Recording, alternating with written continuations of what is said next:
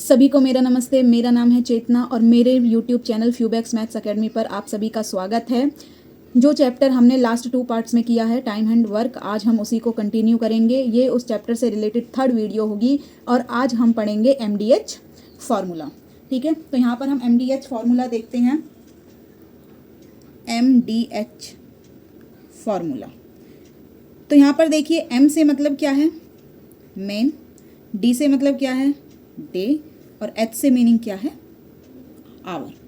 ठीक है, अगर हम मैन, डे एंड आवर को मल्टीप्लाई करेंगे तो हमारे पास निकल कर आएगा टोटल वर्क। ठीक है, कई बार आपने क्वेश्चंस देखे होंगे कि जैसे 25 आदमी किसी काम को प्रतिदिन 8 घंटे करते हैं और 36 दिन में काम पूरा कर देते हैं।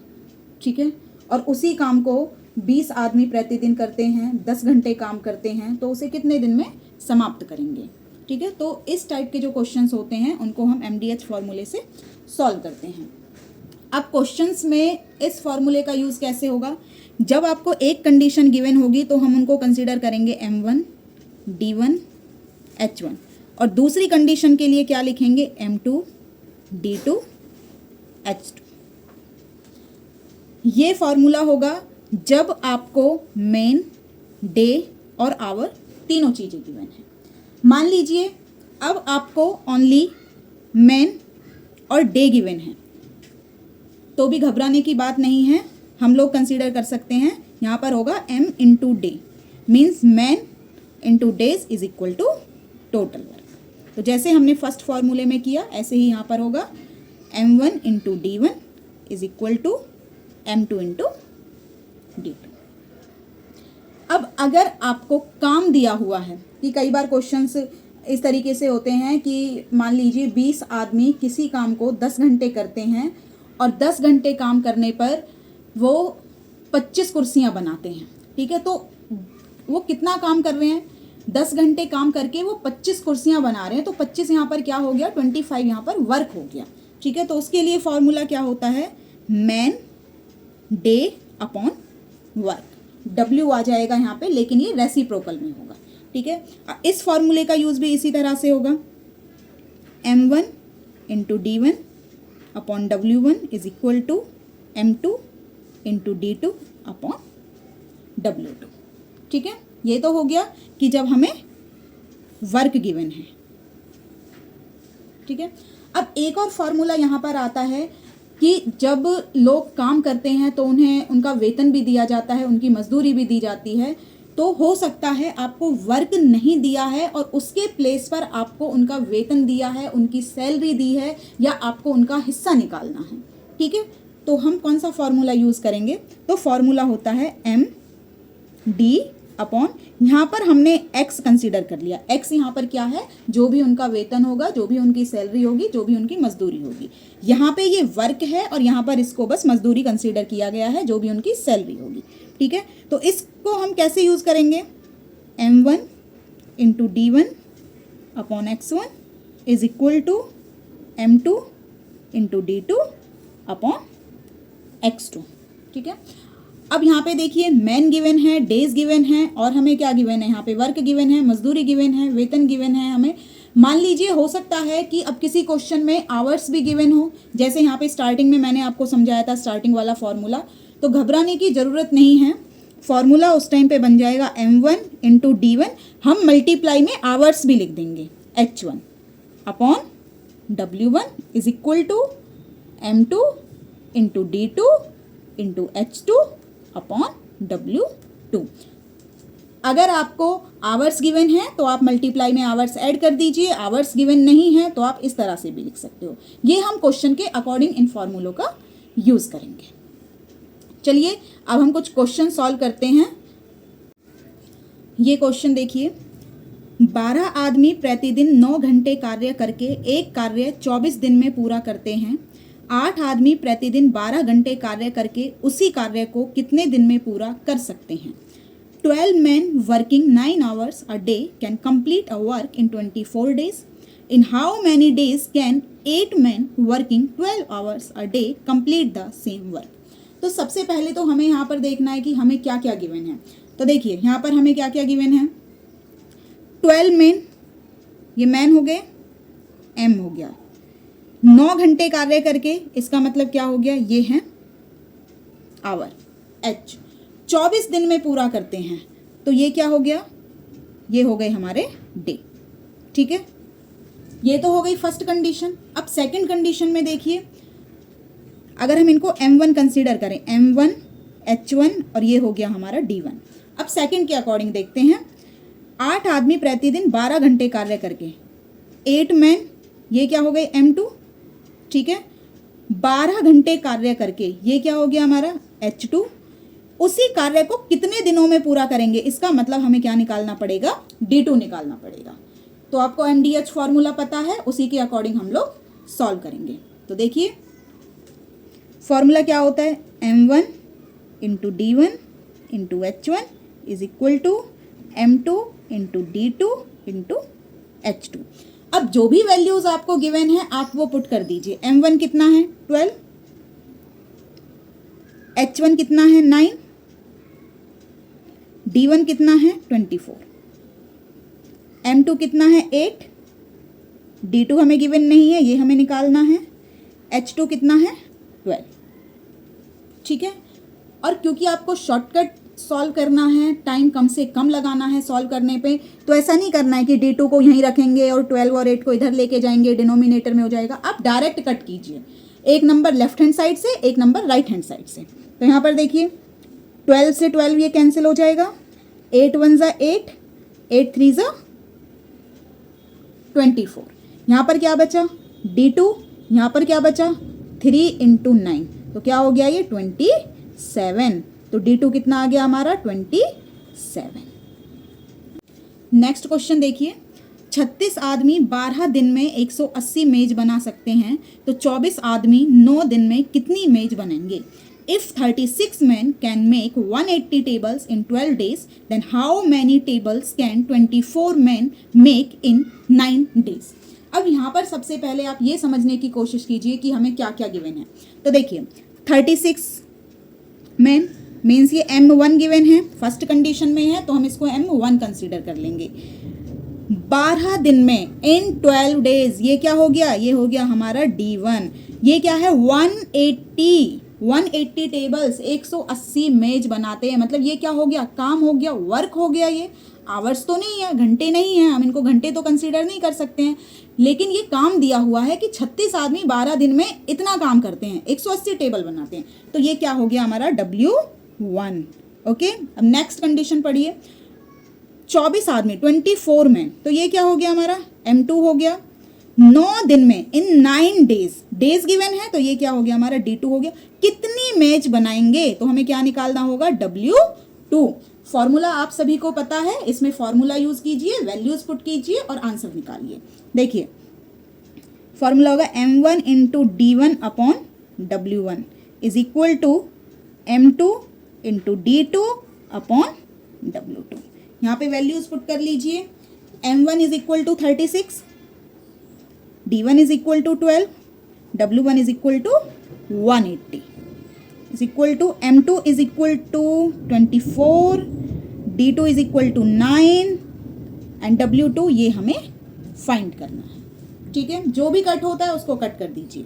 देखिए 12 1 ज़ा 12, 12 2 ज़ा 24, 9 1 ज़ा 9, 9 4 ज़ा 36, now 2 1 ज़ा 2, 2 2 ज़ा 4, now 2 1 ज़ा 2, 2 9 ज़ा 18 0, क्योंकि ये भी डिनोमिनेटर में है, ये भी डिनोमिनेटर में है, तो हम डायरेक्ट लिख सकते हैं W2 इज इक्वल टू 90। तो कितनी मेज बनाएंगे 90 टेबल्स। नेक्स्ट क्वेश्चन देखिए, 12 आदमी किसी काम को 16 दिन में पूरा कर सकते हैं। यदि 6 दिन बाद 6 आदमी काम छोड़ दें तो शेष काम कितने दिन में समाप्त हो जाएगा। 12 men can complete a work in 16 days. If 6 men leave the work after 6 days, then in how many days will the remaining work be finished? अब यहाँ पे देखिए 12 आदमी कितने दिन काम करते हैं, कितने दिन में पूरा कर सकते हैं। 12 आदमी किसी भी काम को 16 दिन में पूरा कर सकते हैं। अब वो कह रहा है कि 6 दिन बाद 6 आदमी काम छोड़ दें, तो इसका मतलब है 6 दिन तक तो 12 लोगों ने ही काम किया है, भाई 12 आदमी किसी काम को 16 दिन में पूरा कर सकते हैं। क्वेश्चन में बोला गया है कि 6 दिन बाद 6 आदमी काम छोड़ दें। ठीक है, तो जो 12 आदमी हैं वो 6 दिन तक ही काम कर रहे हैं, उसके बाद 6 आदमी काम छोड़ के जा रहे हैं, तो जो बचा हुआ काम है वो कितने दिन में समाप्त होगा। सबसे पहले तो आप ये देखिए, हमारे पास शुरू में कितने आदमी हैं, 12 आदमी हैं और वो पूरा काम 16 दिनों में करते हैं। ठीक है, ये समझ आ गया। लेकिन जब 6 आदमी काम छोड़ देंगे तो बचे हुए आदमी कितने हैं, बचे हुए कितने आदमी हैं, 6 आदमी। अब वो 6 आदमी पूरे काम को कितने दिनों में करेंगे वो हमें नहीं पता, तो हम क्या लिख देंगे, डी लिख देंगे। ठीक है, हमें नहीं पता है कि वो 6 आदमी उस काम को कितने दिनों में करेंगे। अब आप लोग देखिए, जिस काम को 6 आदमी अभी कर रहे हैं वो 12 लोगों के लिए कितने दिन का था, वो 12 लोगों के लिए कितने दिन का काम था, 10 दिन का, क्योंकि उन 12 लोगों ने 6 दिन तक तो काम कर दिया था। भाई 12 आदमी किसी काम को 16 दिन में पूरा कर रहे हैं, लेकिन उन्होंने 6 दिन ही काम किया, तो 12 लोगों के लिए वो कितने दिन के लिए काम बचा, 10 दिन के लिए। लेकिन अब 6 आदमी चले गए, बचा हुआ काम बस 6 लोगों को ही करना है, तो वो 6 लोग उसे कितने दिनों में करेंगे। आई होप आपको ये स्टेटमेंट समझ आ गई होगी। यहाँ पे देखिए, ये क्या है, M1 इंटू D1, ये वही फॉर्मूला है, और ये क्या हो गया, M2 इंटू D2, ये वही स्टेटमेंट बन गई कि जिस काम को 12 लोग 10 दिनों में करते हैं उस काम को 6 लोग कितने दिनों में करेंगे। तो यहाँ से आप सॉल्व कर लीजिए, 6 1 ज़ा 6, 6 2 ज़ा 12, तो D is equal to 2 into 10 is equal to 20। तो जो 6 लोग हैं वो उस काम को 20 दिनों में करेंगे। ठीक है, मीन्स 12 लोग तो उस काम को 10 दिनों में पूरा कर देते, लेकिन 6 लोग जब उस काम को करेंगे तो वो 20 दिन में पूरा होगा। नेक्स्ट क्वेश्चन देखिए, किसी हॉस्टल में 2000 विद्यार्थियों के लिए 100 दिन का भोजन पर्याप्त था। यदि 20 दिन बाद 400 विद्यार्थी चले जाएं तो बचा हुआ भोजन शेष विद्यार्थियों में कितने दिन चलेगा। ये क्वेश्चन भी इसी की तरह है जैसे हमने ये अभी फर्स्ट क्वेश्चन किया था। देखिए, in a hostel 100 days of food was sufficient for 2000 students. If 400 students leave after 20 days, then how many days will the remaining food last for the remaining student? ठीक है, देखिए हॉस्टल में 2000 विद्यार्थी हैं और 2000 विद्यार्थियों के लिए 100 दिन का खाना बना हुआ है, मीन्स 100 दिन का भोजन पर्याप्त है। ठीक है, उनके लिए वो व्यवस्था की हुई है। 20 दिन बाद 400 विद्यार्थी चले जाते हैं, 20 दिन बाद 400 विद्यार्थी चले गए। अब 2000 में से 400 चले गए तो कितने बचे, 1600, 1600 बचे। अब हमें बताना है कि जो भोजन 2000 विद्यार्थियों के लिए 100 दिन चलने वाला था वो 20 दिन बाद 1600 विद्यार्थियों के लिए कितने दिन चलेगा।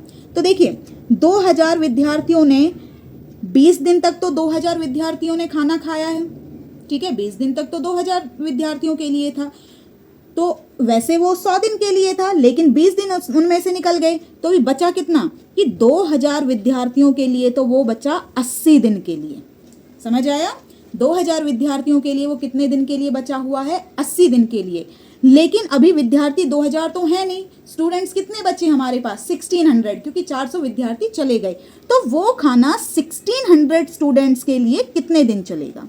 समझ आया, यहाँ पर हमने वही फॉर्मूला यूज़ किया है। ये मेन हो गए हैं, ये डेज हो गए हैं। यहाँ पर ये भी मेन है और ये भी क्या है, हमारे डेज हैं। ये 2000 स्टूडेंट्स के लिए जो खाना 80 दिनों तक चलेगा वो 1600 स्टूडेंट्स के लिए कितने दिनों चलेगा। ठीक है, अब इसको सॉल्व कर लीजिए। यहाँ पे देखिए 0 से ये 0 कैंसिल हो गई, यहाँ पर 10 से 10 कैंसिल हो गया, 8 1 ज़ा 8, ये 8 2 ज़ा 16, यहाँ पे 2 1 ज़ा 1, 2 1 ज़ा 2 0 0, ये हो गया D is equal to 100 days. तो जो खाना 2000 विद्यार्थियों के लिए 80 दिन चलने वाला था वो खाना 1600 विद्यार्थियों के लिए 100 दिन के लिए पर्याप्त हो जाएगा।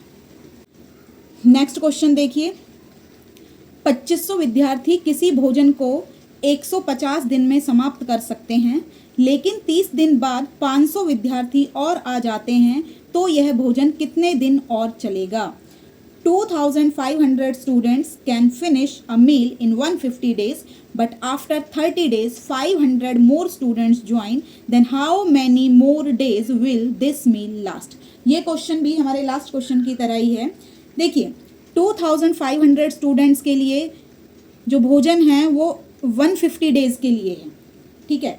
लेकिन इसमें 30 डेज तक तो 2500 स्टूडेंट्स ही खाना खाते हैं, लेकिन 30 दिन के बाद 500 स्टूडेंट्स और आ जाते हैं, तो अभी हमें ऐड करना पड़ेगा, ठीक है। अब 30, देखिए भोजन था 150 डेज के लिए, अब 30 डेज तक तो वो करेक्ट हुआ, 2500 स्टूडेंट्स ने ही खाया, लेकिन 30 डेज के बाद 500 स्टूडेंट्स और आ गए। तो जब 500 स्टूडेंट्स और ऐड हो गए तो टोटल स्टूडेंट्स कितने हो गए? 3000। अब जो खाना 2500 स्टूडेंट्स के लिए 120 डेज और चलता, वो खाना 3000 स्टूडेंट्स के लिए तो थोड़ा डिफरेंस होगा दिनों में, ठीक है। देखिए 2500 स्टूडेंट्स के लिए खाना 150 डेज के लिए है, अभी उन्होंने 30 डेज के लिए तो खाना हो गया, अब कितने दिन और बचे? 2500 के लिए वो कितने दिन और चल सकता है? 120 डेज। अब जब 500 विद्यार्थी और आ जाते हैं तो अभी स्टूडेंट्स कितने हो गए? 3000। तो 3000 स्टूडेंट्स के लिए वो खाना कितने दिनों तक चलेगा, ठीक है। कि जो खाना 2500 विद्यार्थियों के लिए 120 दिन के लिए पर्याप्त है, वो 3000 विद्यार्थियों के लिए कितने दिनों तक चलेगा? तो ये भी वही है, ये स्टूडेंट्स हो गए m1 into d1 is equal to, ये क्या हो गया? m2 into d2। ये हमें यहाँ पर फाइंड करना है। जो कट होता है वो कट कर दीजिए, 0 से 0 कट हो गया, ये 2 0 से 2 0 कट हो गए, 3 1 ज़ा 3, 3 4 ज़ा 12। यहाँ पर बचा 25 into 4 is equal to D, 25 4 ज़ा 100 इज इक्वल टू डी। तो 3000 विद्यार्थियों के लिए भी वो खाना कितने दिन चलेगा? 100 डेज। 2500 विद्यार्थियों के लिए 120 डेज था, बट 3000 विद्यार्थियों के लिए वो खाना 100 दिन चलेगा। नेक्स्ट क्वेश्चन देखिए, 48 आदमी किसी काम को 20 दिन में 40% पूरा कर पाता है, तो 60 आदमी पूरे काम को कितने दिन में करेंगे? यहाँ पे देखिए, अगर हम पूरा काम कब होता है? 100% जब हम कंसीडर करते हैं, तो 100% में से ये फर्स्ट कंडीशन में बस 40% पूरा हुआ है। तो यहाँ पे देखिए हमें क्या क्या गिवन है? 48 आदमी, इसका मतलब ये m1 हो गया, 20 दिन, इसका मतलब ये क्या हो गया? d1 हो गया। 40% पूरा हुआ है, काम 40% पूरा हुआ है। जैसे एक क्वेश्चन हमने किया था कि 120 टेबल्स बनाते हैं, तो हमारा वर्क था, तो ये भी हमारा क्या है यहाँ पर? W1। और ये क्या है यहाँ पे? 60 आदमी, 60 मैन, तो ये हो गया m2। पूरे काम का मतलब यहाँ क्या हो जाएगा? 100% वर्क। भाई कोई भी काम पूरा कब हो जाता है? जब वो 100% होता है। कितने दिनों में पूरा करेंगे? ये हमारा क्या हो जाएगा? ये d2 हो जाएगा, ठीक है। ये 100% यहाँ पर W2 होगा। तो फॉर्मूला आपको पता है, m1 into d1 upon W1 is equal to m2 into d2 upon W2। तो m1 कितना है? 48, d1 कितना है? 20, W1 कितना है? 40%, ठीक है। तो 40% भी लिख सकते हो आप। m2 कितना है? यहाँ पर m2 है 60, d2 हमें निकालना है, और W2 है यहाँ पर 100%, ठीक है। या तो आप यहाँ से देखो, पर ये भी परसेंट में है, ये भी परसेंट में है, तो ये परसेंट कैंसिल हो जाएगा। अगर आप 100 लिखना चाहते हैं तो परसेंटेज को रिमूव करने के लिए ऊपर 100 भी लिख सकते हैं, तो भी वो 100 से 100 कैंसिल होगा, ठीक है। तो ये परसेंटेज से ये परसेंटेज कैंसिल हो जाएगा। यहाँ पर ये देखिए, 0 से ये 0 कैंसिल हो गया, ये 0 से ये 0 कैंसिल हो गया, ठीक है। 4 1 ज़ा 4, 4 5 ज़ा 20, 6 1 ज़ा 6, 6 8 ज़ा 48। यहाँ पर बचा 8 इंटू 5 न्यूमिरेटर में, और यहाँ पर d2 बचा, डिनोमिनेटर में कुछ नहीं है, 1 1 बचा। 8 5 ज़ा 40, यहाँ पे 8 बचा, ये 5 बचा, इज इक्वल टू d2। तो 8 इंटू 5 इज इक्वल टू 40। इसका आंसर कितना होगा? 40। आई होप आज की वीडियो में जो क्वेश्चंस मैंने आपको कराए हैं वो आपको समझ आए होंगे। और अगर आपको किसी भी क्वेश्चन में किसी भी स्टेप पर कोई भी डाउट है तो आप लोग कमेंट कर सकते हैं। और आपको मेरी वीडियो पसंद आई हो तो वीडियो को लाइक कीजिए और चैनल को सब्सक्राइब कीजिए। Thank you.